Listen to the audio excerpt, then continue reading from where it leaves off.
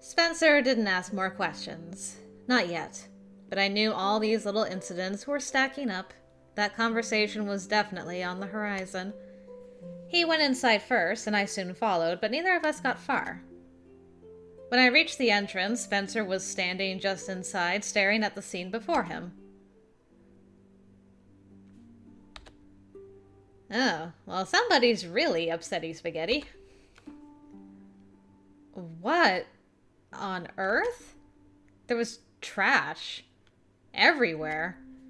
Lockers were open, contents were strewn across the hall. Students and teachers alike were wading through the mess, cleaning up and trying to sort out what belonged where. Okay, so it's gone to the whole school now, not just you. Whoa. Vandals? I glanced at a group of students nearby who were surveying the mess with dismay. Vandals? Really? I heard the chairs in the cafeteria were all stacked on the tables. Like crazy stacked. The cafeteria? All the chairs in the classrooms were stacked too. Through the whole school. Could a person really do something like this? I let out a long, slow breath. Oh dear. Excuse me, can you please move? Hi. A familiar figure was lurking behind me, looking annoyed at me for daring to take too much entry space. I rolled my eyes and stepped aside to allow him in. He, like everyone else, stared at the mess. Guess it's possible to surprise even a vampire. Vandals, apparently. Is that so? That's the running theory. I see. He stepped around me and started into the fray. If you had anything important in your locker, you may wish to stop standing there and go retrieve it.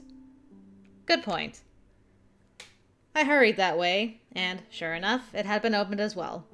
Fortunately, I'd cleaned out all but the essentials after the last break-in. The only things I had to retrieve were my books and a few stray pens. I spotted another familiar person not far off. William! I dumped everything in my locker and made my way through the mess to him. So, does this look familiar at all, Boo? They got your locker too? Yeah. Whoa! His locker was completely trashed. It wasn't just rifled through or open with the contents dragged out. Everything was ripped to shreds. Okay, so it's taking its anger out on William now.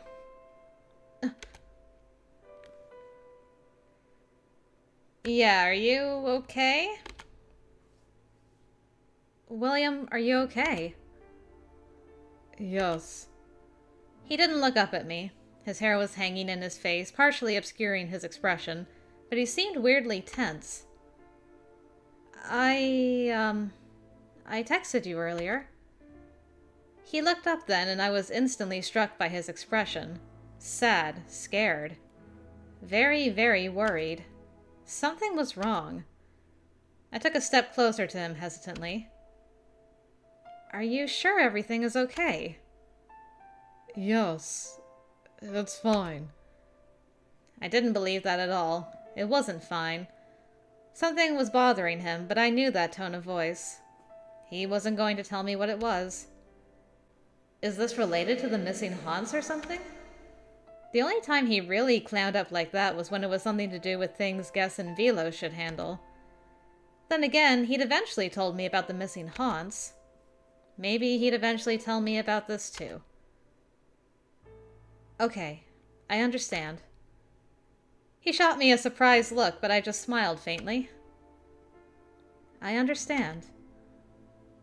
I wanted to be sure he knew that I knew something was wrong, that I was accepting his answer only because I knew it was serious and not because I believed him. Oh, okay. All right, we have an understanding.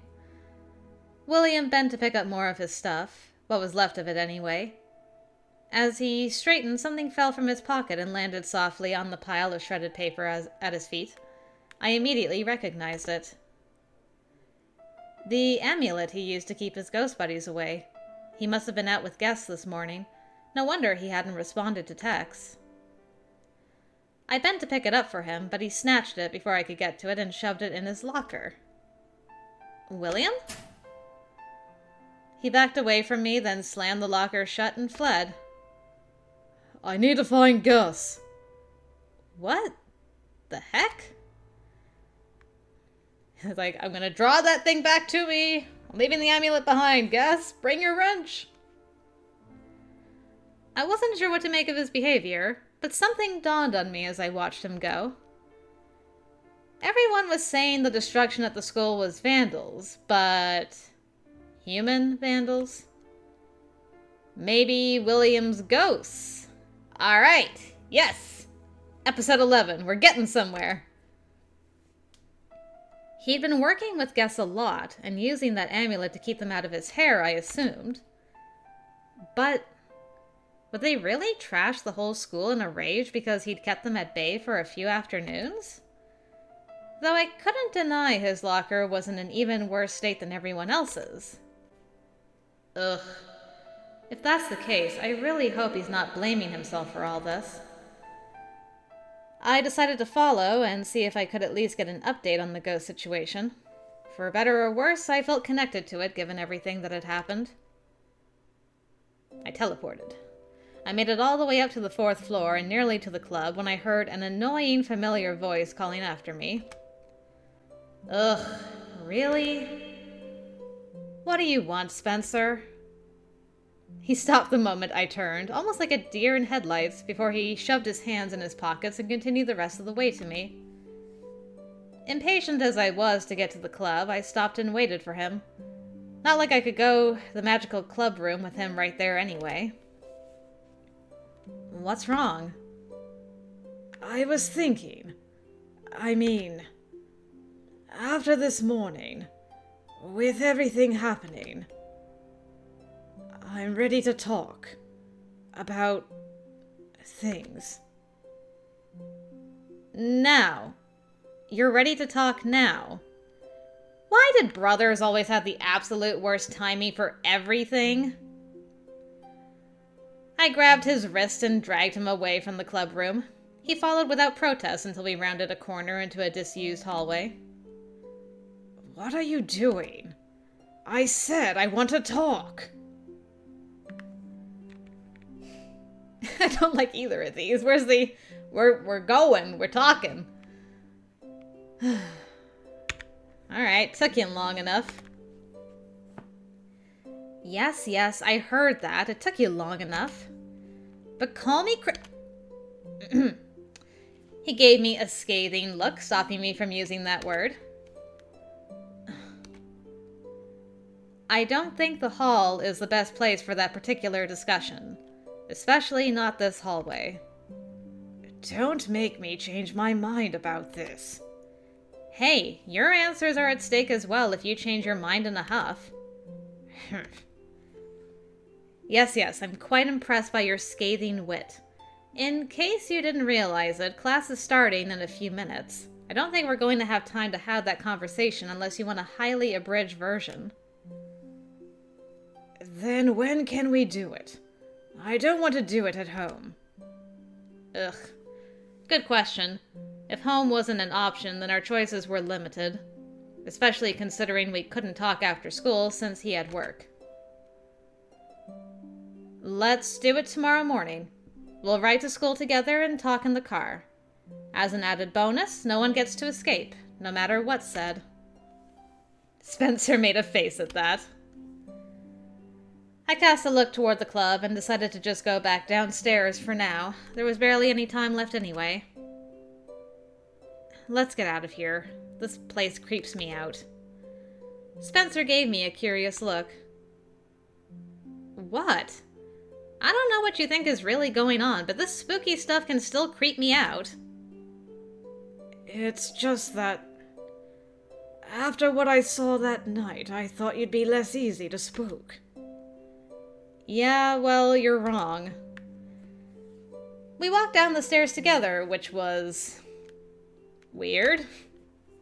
It had been so long since we'd had a normal relationship that any semblance of it just felt... weird. Like we'd forgotten how. It was uncomfortable, awkward, and it made me wonder if we'd fix anything at all just by talking about it. Well, what have you got to lose? We split up at the bottom, and I was left wondering how the heck I was going to handle that conversation. Still, this is a good development, I think. Who's... Allie? Everything okay? I started and spun around, rolling my eyes at Allie. Don't do that to me. Didn't mean to startle you. So you and Spencer were together? And not arguing? Yeah. I guess he's ready to talk. You know, about all the things. Oh dear. Yeah, so that's going to be happening. Well, I guess it's a good thing he approached you reasonably. He was reasonable, right? Yeah, weirdly so. I'm kind of worried. I mean, we never came up with an actual plan for talking to him. Sometimes you don't need a plan. You just need to go with the flow. Is it always this crazy before Samhain? No. Fortunately. I mean, everything else aside, there's not usually a cranky Spencer to deal with. Very funny. The warning bell rang and I huffed a sigh as we started to class. Didn't expect things to be this frustrating. Well, running face first into a headless person with an encore performance by a handsy Spriggan did kind of give me an inkling.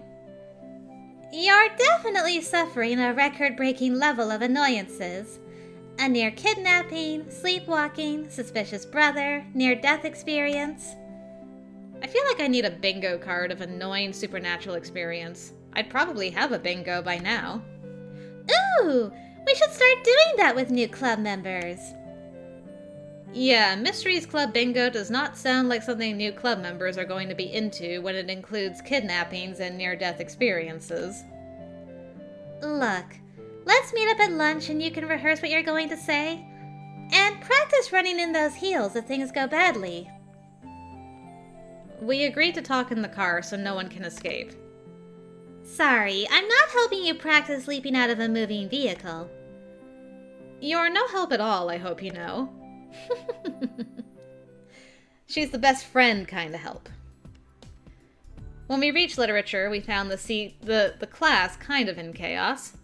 Not only was everyone talking about the locker incident, but apparently our seats had been reassigned. No, I didn't want a different partner. I scanned the room for William, but he hadn't arrived yet. Okay, so the teacher is not a fan of the Nora-William ship. Got it. Chewing my lip anxiously, I checked the desk to find my new seat. I knew it!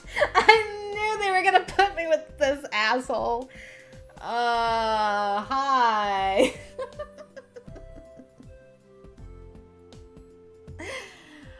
I couldn't be happier. Oh, great. You needn't look so disappointed. I'm not entirely thrilled by the seat change either. Ugh. I specifically chose not to sit by this guy. I slid into my desk, sulking. I liked sitting by William. Why were we having a seat change now? I'd been looking forward to reading the next play with him, and now I was going to be sitting by Sir Snarky Pants. What a great name! I mean, not that I didn't appreciate good snark, as evidenced by Last Route. But, ugh. I'm not entirely thrilled to have a reading partner this time around either. But you could at least make some level of effort to conceal your obvious disappointment. I'm sorry, did my obvious disappointment hurt your feelings? Not particularly. Then I suppose it doesn't matter if I'm disappointed or not. He's already getting started. How fun. Mark leaned slightly closer, lowering his voice. His eyes were practically drilling a hole in my face. You may disagree, but it will probably be better for you to not sit by William any longer anyway. What the heck does that mean? You know, I understand why everyone outside the club talks about him, though I don't like or agree with it. What I can't understand is why everyone inside the club avoids him too. Did it not occur to you that it's because that's his preference? Or because it's what's best for everyone? Well, he's never told me he prefers to be left alone. In fact, I get the feeling it's the opposite. There are times when what one prefers has more to do with what they know is best than it does with what they want on a personal level. Yeah, well, that doesn't make sense. Or did you really think this morning's events were really caused by ordinary vandals? Everyone, please find your seats and settle down. I was barely listening as Mrs. Roberts started discussing the new play we'd be starting. So it wasn't human vandals? Or was Mark just guessing? No. With the way William was acting, my earlier guess had probably been right. But even so, what did that have to do with me spending time with William? And why is it Mark's business anyway? I was just glad we didn't start any actual reading because I was already annoyed at my new partner and was doing my best to ignore his existence entirely. As you do. When lunch rolled around, I went straight to the cafeteria, hoping to find William. To my disappointment, he wasn't anywhere in sight. I loitered in the doorway for some time before I went upstairs to the club, wondering if I'd find him there. But when I got to the club, no one was there either. Oh, that's right. Allie! I was supposed to meet her for lunch, too. I had no idea where she even ate lunch, and we hadn't talked about where to meet up. I hadn't seen her down by the cafeteria. She wasn't here. Maybe the library talking to Velas or something? Couldn't hurt to look. As I did the super secret magic knock, I realized that it was my first time doing it on my own. I hope that was right. I had no idea what happened if you screwed up and did the knock wrong, but it would be really unfortunate if I opened it straight into someone's bedroom while they were changing or something. No one is dumb enough to have their room connected to the school. Elliot. I opened the door and peeked in with extra caution anyway. Fortunately, it was just the library on the other side. I was going to head straight in, but I realized there were two figures standing near Velas's desk talking.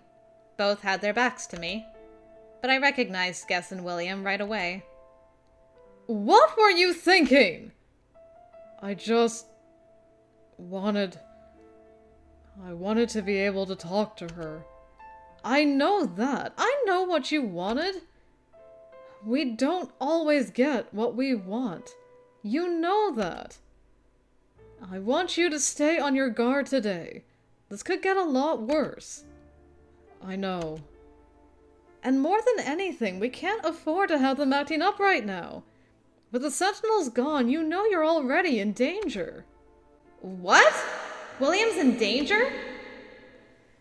I realized I was eavesdropping on two freaking psychics and probably only got away with it because they were distracted, so I quickly backed out of the library and back to the club.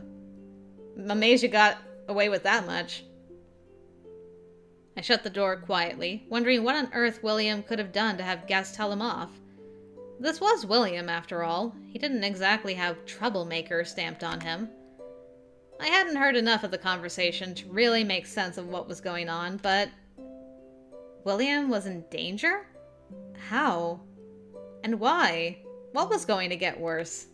Everything, girl, everything. Because he wanted to talk to you. Ugh.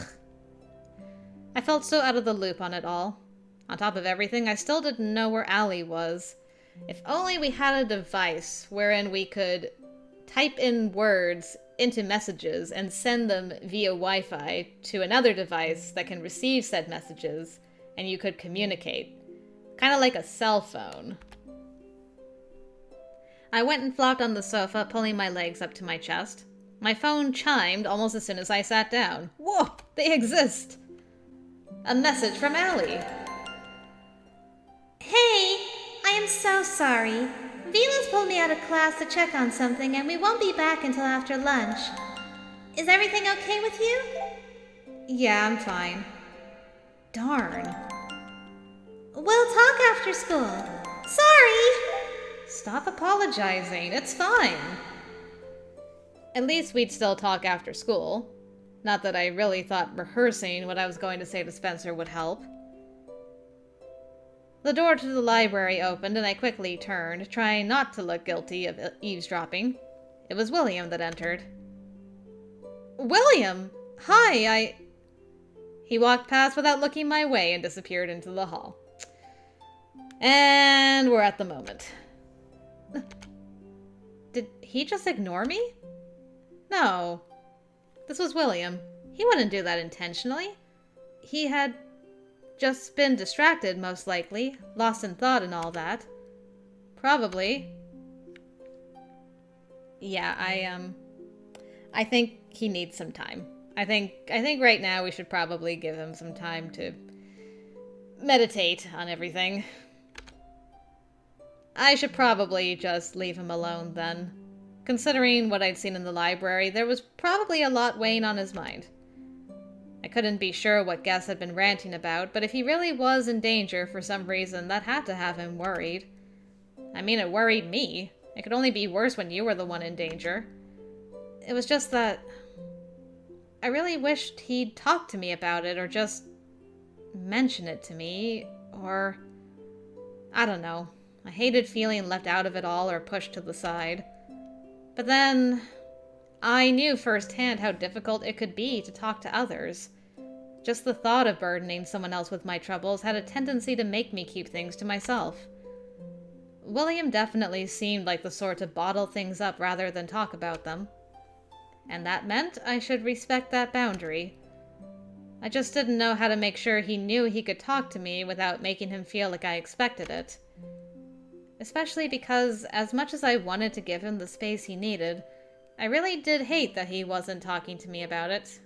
Not so fun to be on the other side. I took a deep breath and let it out slowly.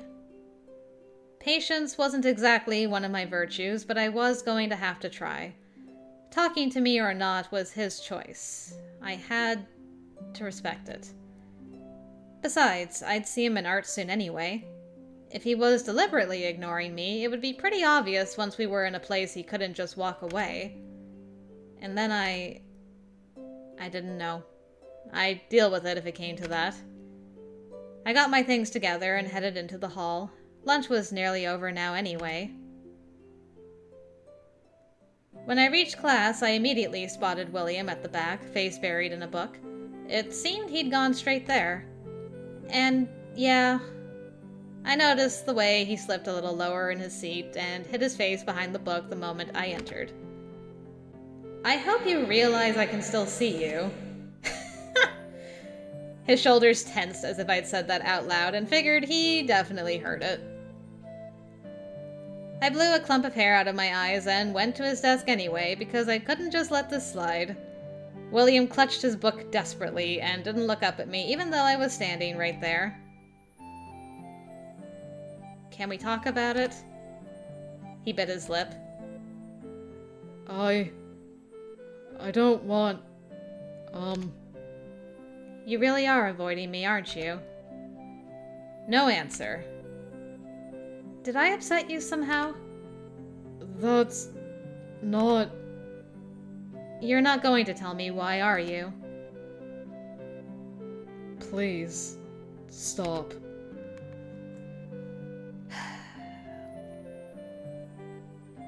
I mean, this is super difficult for this poor boy. This poor boy, I don't even know how he's going to get out of this.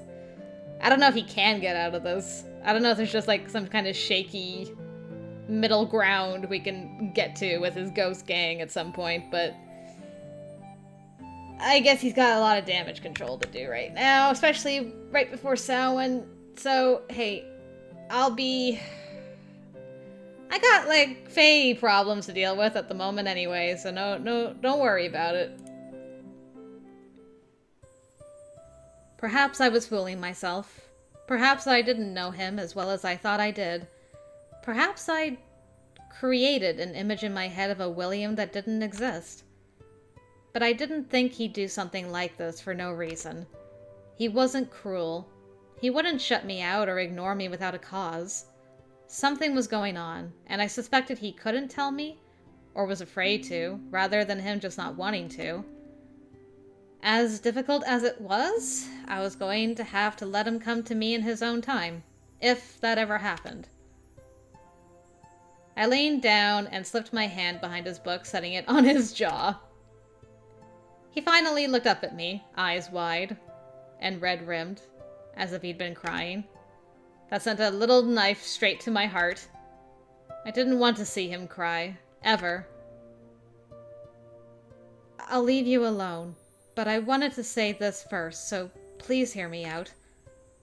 I'm not mad at you, okay? I wish you'd tell me what's going on, but for now, I'm just going to believe you'll explain it to me when you can. I hope I'm right. I smiled slightly as I released his face and went to my own desk. I felt like crying too, maybe screaming in frustration. But for William, I could definitely find it in myself to be patient. For William! All right, everyone, to your seats. Let's begin.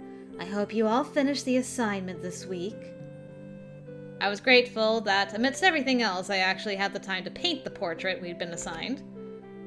Though I couldn't say recent events hadn't influenced my work at all. I'll be calling everyone up one by one. I reached into my backpack to pull out the small canvas board as she began calling students up. Not this guy again. I forgot he was in art. Get out of here, Adrian. Adrian Wallace. I watched the students tracked up to her desk one by one to hand over the canvases, looking down at mine as well. Oh. A new one, eh? Looks so completely different. A face I didn't even know how to describe anymore. One from my dreams, from my earliest imaginings. One that now I'd started to wonder about, as if it might somehow be tied to everything happening to me. Nora Lewis. I went up to add my canvas to the stack near her desk. I was already halfway back to my desk when the entire row of canvases piled against the wall tumbled to the floor like dominoes. The class went silent and stared. I looked at Miss Terrell and shrugged. You saw me. I didn't do anything this time. Yes, I can see that. Just wanted to be sure you... I was cut off by a low rumbling that at first sounded like distant thunder. Everyone looked to the windows. Oh yeah, I can hear it. After all, it had been raining. But it wasn't thunder this time. The rumble was strong enough we could feel it in the floor. The windows rattled in their panes. Earthquake? Everyone to the center of the room, under the desks. Everyone scrambled out of their chairs and started to hit the floor, but the rumbling stopped almost immediately. That was when I realized it was cold enough in the room that I could see my breath, and it felt like it was getting colder. What? There was only one person still sitting at their desk. William, who was frozen, eyes wide. He looked terrified. William Lee, I said to get in the center of the room. Something's wrong. Something's definitely... I was cut off by a loud bang at the back of the room. The doors of the back supply cabinet had flown open. The entire thing started shaking and rattling, supplies vibrating off the shelves and onto the floor. Several students screamed and scrambled away as everyone watched in shock. That was definitely not caused by an earthquake. The rattling stopped abruptly, and the entire cabinet tipped forward, slamming into the floor. Glass bottles shattered, cans rolled every which way under the desks. A pool of several liquids were seeping under the edges. The smell of orange assaulted my nose, but this time mixed with paint and something else. It smelled like varnish or something. Hopefully not setting the whole class on fire. William shot up out of his desk and fled out the door. I couldn't hear him well over the sounds of the others, but it sounded like he apologized. William! She sighed, and to her credit stayed remarkably calm at that show of whatever that was. Hopefully she's one of the cryptic teachers. Okay, everyone out. We're going to have to get someone to clean this up. Everyone filed out of the room into the empty hall. So, that was definitely just our room. William wasn't in sight. I wasn't sure where he'd gone, but with the way he acted, his ghosts are definitely doing this for some reason. Down to the cafeteria. I shoved my way to the front of the group to see if I could catch up to William. He was definitely blaming himself for this when it wasn't his fault at all. Even if he'd been keeping his ghosts away to work with guests, he shouldn't have to be held captive by them. When I reached the stairs, he was already on the lowest landing, heading for the first floor. I leaned over the rail and called to him. William! William, wait! He stopped and looked up at me. His eyes widened and everything went dead silent as if someone shoved cotton in my ears. I froze in place. The temperature plummeted in an instant. It felt like the air in my lungs was freezing. I could see William's mouth moving, but I couldn't hear. I couldn't move. What?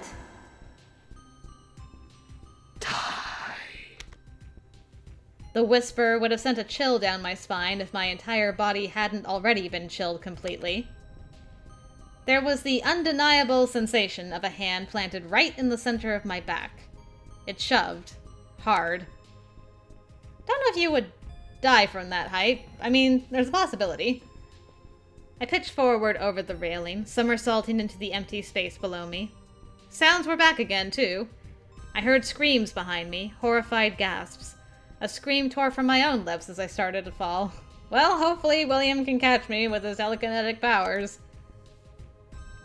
But then I just stopped, in midair, staring at the ceiling and the astonished faces of my classmates. William! I couldn't see him, but I knew exactly what was happening. His presence was thrumming through my entire being. He'd stopped my fall. The rest of my descent was in slow motion, all the way to the first floor where I was greeted by William's worried face. Well, Velos is gonna have a field day of erasing memories. Everyone had seen that. Everyone. I could still hear them whispering and freaking out. But I was concerned more about the look on William's face. It crumpled as he pulled me into a tight embrace, burying his face against my shoulder. I'm sorry.